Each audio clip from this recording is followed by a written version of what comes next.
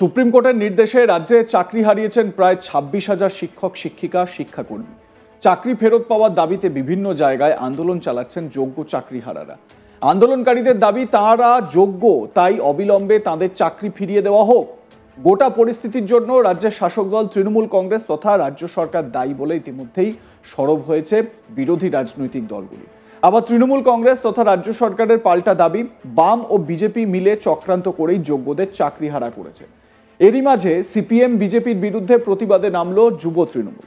BJP ও CPM মিলে বাংলার শিক্ষকদের চাকরি খেয়েছে, এই অভিযোগ তুলে বাইক মিছিলের আয়োজন করল যুব তৃণমূল কংগ্রেস। দুর্গাপুর ইস্পাত নগরীর ইস্পাত পল্লী থেকে শুরু হয় বাইক মিছিল, তারপর ডেভিড মোড়, দুর্গাপুর ইস্পাত হাসপাতাল হয়ে আশিস মার্কেটে মিছিল শেষ হয়।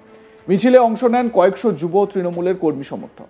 মিছিলের নেতৃত্ব দেন 1 নম্বর ব্লক তৃণমূলের সভাপতি রাজীব ঘোষ এবং যুব সভাপতি মনোজ চন্দ।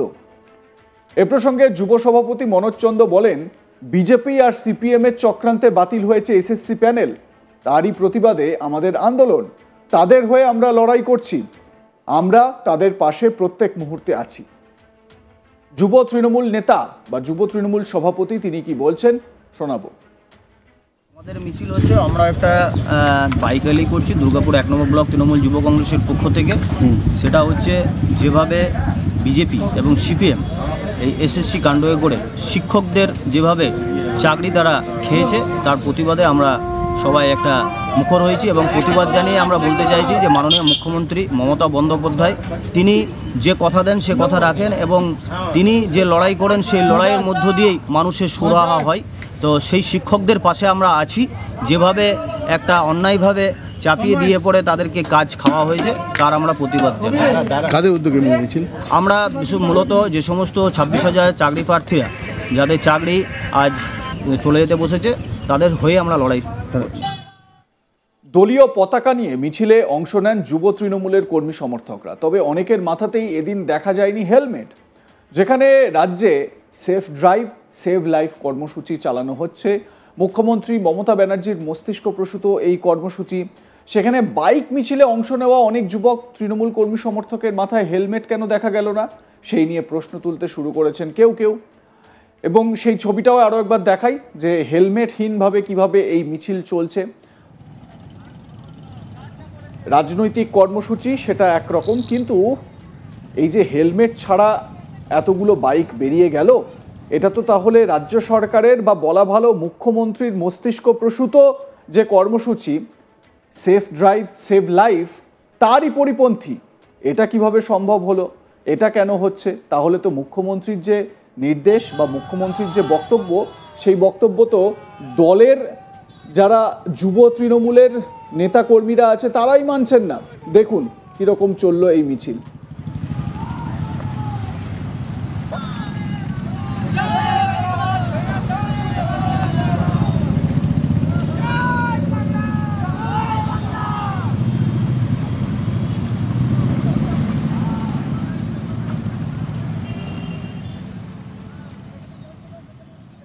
আমার সহকর্মী অনিল গিরি এ বিষয়ে তার প্রতিবেদনে কি বলেছেন শোনাবো আপনাদের। বিজেপি আর সিপিএম মিলে 26,000 শিক্ষক চাকরি খেয়েছে, এইরকমই অভিযোগ তুলে তৃণমূল ও কংগ্রেস নেতৃত্বে দুর্গাপুরের জুড়ে বাইক মিছিল করা হয়। এই বাইক মিছিল দুর্গাপুর সিটি সেন্টার এলাকা থেকে শুরু করে দুর্গাপুরের বিভিন্ন প্রান্তে ঘুরে বেড়ায়। তারা বলছে যে 26,000 যে শিক্ষক এর যে চাকরি বাতিল হয়েছে, সেটার জন্য সিপিএম আর বিজেপি দায়ী রয়েছে। তারা বলছেন তারই প্রতিবাদে তারা এরকম বাইক মিছিল করছেন। তারা আশ্বাস করতে চাইছেন যে রাজ্যের মুখ্যমন্ত্রী মমতা বন্দ্যোপাধ্যায় তাদের সঙ্গে রয়েছেন, আর তাদেরকে বলছেন যে যাদের চাকরি হারিয়েছেন তাদেরকে হতাশ হওয়ার কোনো কারণ নেই। সাথে সাথে তারা বলছেন যে শুরু থেকেই দেখা গিয়েছে যে ভারতীয় জনতা পার্টির যে সাংসদ হয়েছেন এখন অভিজিৎ গঙ্গোপাধ্যায় আর সিপিআইএমের বিকাশ রঞ্জন ভট্টাচার্য এই চাকরি বাতিল জন্যে শুরু থেকেই লেগেছিলেন। আর এটাই প্রমাণ করে যে বিজেপি আর সিপিএম মিলে এই যে 26,000 যে শিক্ষকের চাকরি বাতিল হয়েছে তাদের জন্য রেসপন্সিবল রয়েছেন। আর আমরা দেখেছি যখন থেকে সুপ্রিম কোর্ট এটা নিয়ে নির্দেশ দিয়েছে তারপর থেকে রাজনীতির চর্চা শুরু হয়েছে। আমরা দেখেছি যে সিপিএম ভারতীয় জনতা পার্টি পক্ষ থেকে পুরো রাজ্য জুড়ে আন্দোলন করা হচ্ছে।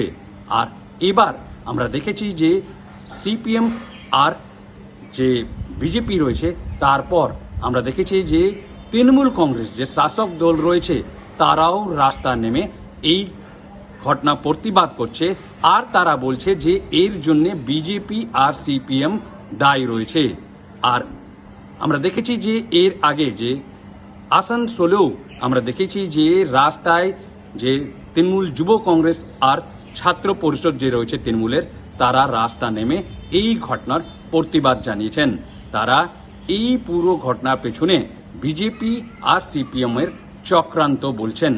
আমরা দেখেছি যে দুর্গাপুরে যে বাইক মিছিল বেরিয়েছিল সেই বাইক মিছিলে আমরা দেখেছি যে শতাধিক তৃণমূল কংগ্রেস যে যুব কংগ্রেসের যে নেতা কর্মীরা রয়েছেন তারা পুরো রাস্তায় বাইক মিছিল করেন। আর এই বাইক মিছিল করার পর তারা জানাচ্ছেন যে পুরো ঘটনা যে ঘটেছে তার পিছনে বিজেপি আর সিপিএম এর একটা যোগদান রয়েছে। আর তারা বলছেন সেই জন্য এই যে চাকরিহারা রয়েছেন তাদের সঙ্গে তৃণমূল কংগ্রেস রয়েছে আর আগামী দিন থাকবে। তারা বলছেন যে মুখ্যমন্ত্রী মমতা বন্দ্যোপাধ্যায় যে আশ্বাস দিয়েছেন যে এই চাকরিহারাদের পাশে রয়েছেন আর সেই মেসেজটা দিতে তারা এবার রাস্তায় নেমেছেন। তারা বলছেন যখন পর্যন্ত এই চাকরিহারাদের কোনো সমাধান না বেড়ে যায় তখন পর্যন্ত তারা এই সব যে রাস্তা নেমে মানুষকে পরিষ্কারভাবে জানাতে চান যে তৃণমূল কংগ্রেস কখনো চাকরি সরানোর বা চাকরি বাতিলের পেছনে নেই।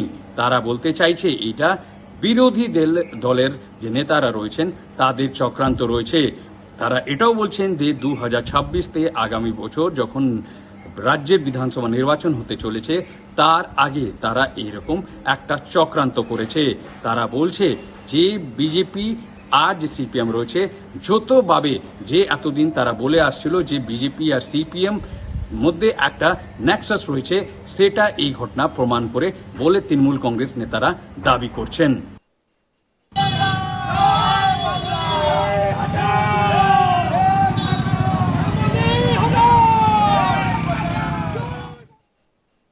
লাইক কমেন্ট শেয়ার করুন, দেখতে থাকুন আজ তাক বাংলা, সাবস্ক্রাইব করুন আমাদের ইউটিউব চ্যানেলটি।